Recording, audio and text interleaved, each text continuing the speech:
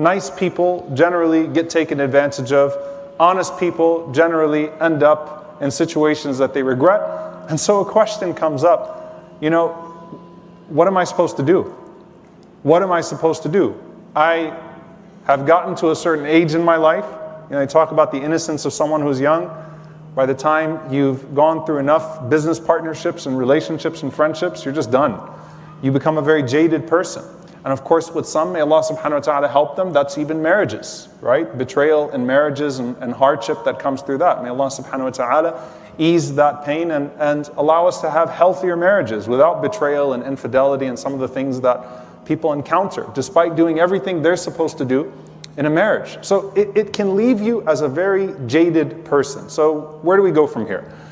The Prophet ﷺ also spoke to this idea of the quality of people sort of deteriorating. When he said, alayhi salatu wasalam, إِنَّمَا النَّاسُ كَالْإِبِلِ الْمِئَةِ لَا تَكَادُ تَجِدُ فِيهَا رَاحِلًا. Prophet ﷺ said, people are like a set of 100 camels. Out of 100, you'll only find one that's good for a journey. And if you think about people, you can only rely on one person out of 100. Now, of course, as time goes on, trust withers. Integrity withers. People will constantly disappoint you. The point is to be the disappointed and not the disappointing. People will constantly wrong you. The point is to be the one who is maqtul, not qatil, the one who's killed, not killing, the one who is wronged, not wronging. Because if you wrong someone, your price to pay is on the Day of Judgment. If you are wronged, that doesn't mean we tolerate an atmosphere of dhulm, an atmosphere of wrongdoing. That doesn't mean that we turn a blind eye to justice and tell people be patient when they're being wronged. That means that for ourselves, in these natural situations, we'd rather be on the side of being harmed rather than harming. Because Allah subhanahu wa ta'ala compensates and Allah subhanahu wa ta'ala prosecutes on the Day of Judgment. Right? So you can only find 1 out of 100 that's suitable for a journey. And it's to the point that Hudayfa ibn al-Yaman radiyallahu ta'ala anhu, when he's talking about the loss of amana, the loss of trust in particular over time, he said there will come a time on this earth, يُقَالُ إِنَّ فِي بَنِي فُلَانٍ رَجُلًا أَمِينًا, that people will have such a hard time finding a trustworthy person, a person of amana, a person of trust, that they'll start to say, somewhere over there, in this city, in this town, there's a trustworthy person. So whether it's in business or whatever it may be, like you go over there and you'll find someone. Despite the overall increase in population, there are more Muslims around, but there are less trustworthy people. And so you got to go find them, and it becomes a thing. It becomes a rare, a rare prize to the one who is able to find someone that's trustworthy. How many times do you engage in business? How many times do you do something with another Muslim and you think, mashallah, this is going to go great? 2 years later, you're in front of our offices asking for help because that person flipped on you, right? Took advantage of you, wronged you. It's sad. It is a very sad situation. And the Prophet ﷺ gave us instructions, first and foremost through his own behavior, alayhi salatu wassalam. And I want you to think about being jaded, how a person can get to a point where they're jaded and just disappointed because they're constantly let down.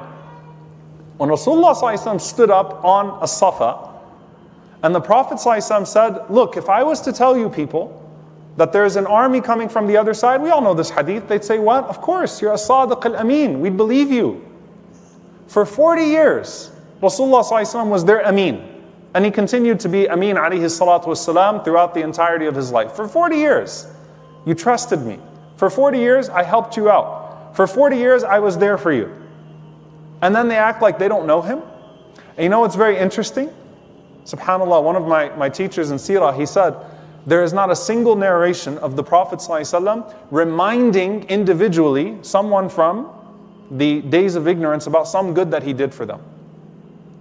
Meaning like, hey, I remember you, pointing to someone. I remember when you were going through this, I was the one that loaned you money. The Prophet ﷺ used to get people out of debt. Remember when you were in hardship, I was the one that you came and talked to. Remember when you needed this, I was the one that did this. Because لَا تُبْطِلُوا صَدَقَاتِكُمْ بِالْمَنِّ وَالْأَذَى.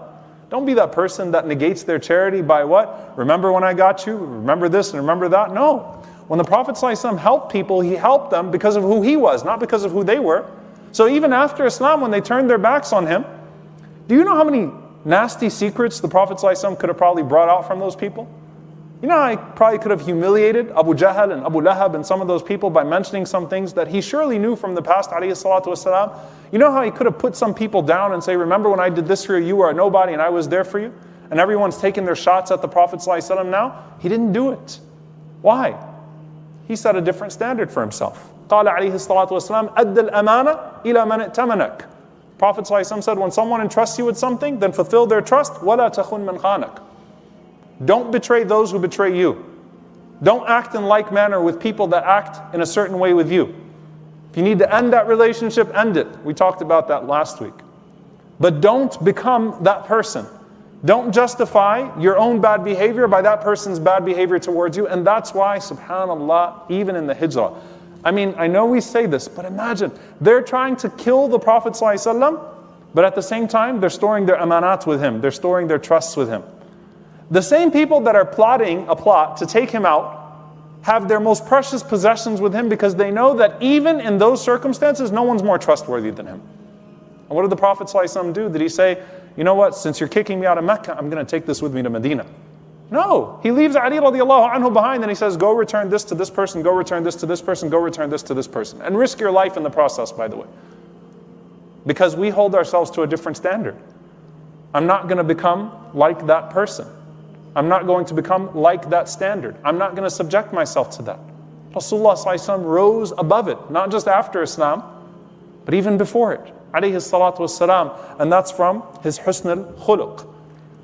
And the Prophet ﷺ understands that it's only natural that as time goes on, look, you can get to a point where you're just sick of people, where you start to act towards people, even unintentionally sometimes, with a new meanness and a crudeness and a harshness and a suspicion because of what was done to you.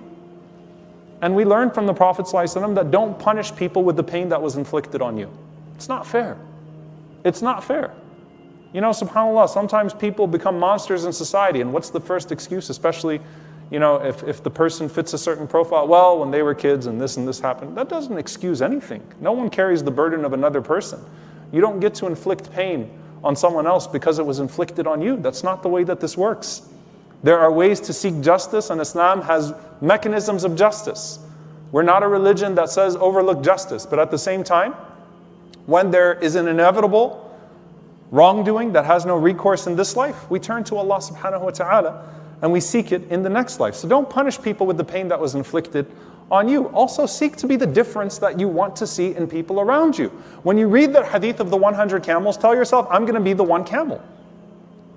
I don't just read that and say, yeah, you know, Sadaqa Rasulullah sallallahu alayhi wa sallam, and indeed we say that, but most people I meet are very messed up people, 99 out of 100, right? No, say, what does it take to be the one out of the 100? Because the Prophet ﷺ said, "Fi kulli qarnin min ummati sabiqun." Every generation of my ummah has people that lead the way, not just in ibadah and akhlaq as well, and character as well. They refuse to succumb to nastiness and the practices and things that have become acceptable amongst the people. They just don't do it. So I'll be the dependable friend. I'll be the one that's trustworthy. Even if that's going to cost me something of this dunya, I'll be that person. But I won't lose my akhirah. I won't lose my hereafter. And hopefully I will seek something from the side of Allah subhanahu wa ta'ala in the process. Also, subhanAllah, sometimes we penalize people in our lives that come afterwards, that may be just as honest as us or better than us. We all see ourselves as the good people, right? So just make that assumption that if I'm not the person that's wronging and I've been the one that's wrong, sometimes other people come up in our life and we don't treat them right. Because I can't trust again. I don't know if I can love again. I don't know if I can move on from this. I don't know if I can establish a friendship again. And let me say that is natural. وَلَا يُكَلِّفُ اللَّهُ نَفْسًا إِلَّا وُسْعَهَا. Allah does not burden a person beyond their scope. It is natural that when you've been betrayed, when you've been wronged, when you've been disappointed, it takes time to build that. However, don't preclude the possibility. Rasulullah ﷺ's loving relationship with the Ansar after the betrayal of his own people. That's something. And yes, he's Rasulullah ﷺ and that standard is there, but you know what? We aim for that standard. It's possible, right? Allah took away from the Prophet ﷺ through the process of Al-Furqan, this criteria that came with the religion, his uncles, but he got Abu Bakr radiallahu ta'ala anhu, right? He got people like Sa'd ibn Mu'adh radiallahu ta'ala anhu. He got others, sallallahu alayhi wasallam, that Allah put in his path as a result. Also, lower your expectations in people as a whole and place your hopes in the reward of Allah subhanahu wa ta'ala. There are going to be times that people are going to let you down. We as Muslims, bay'atu Nabi sallallahu alayhi wa sallam ala alla asr an-nasa shay'a. I mean, that was the acumen, the way that we approached the Prophet sallallahu alayhi wa sallam. I took bay'ah with the Prophet sallallahu alayhi wa sallam on the basis I will never ask people for anything. I'm going to try to be the person that helps people. I'm going to try to be at yad al-ulya, the upper hand. I'm going to try to be the person that puts themselves in a situation where they lift people up out of their vulnerability rather than ending up in too much vulnerability myself. I'm going to try to be a person that helps others, that tries to set the standard. Try to not be in that situation where you will have these expectations of people. They will disappoint you. Place your hopes in the reward from Allah subhanahu wa ta'ala. And I end with the saying of Abu Darda radiallahu ta'ala anhu about particularly reputation and name.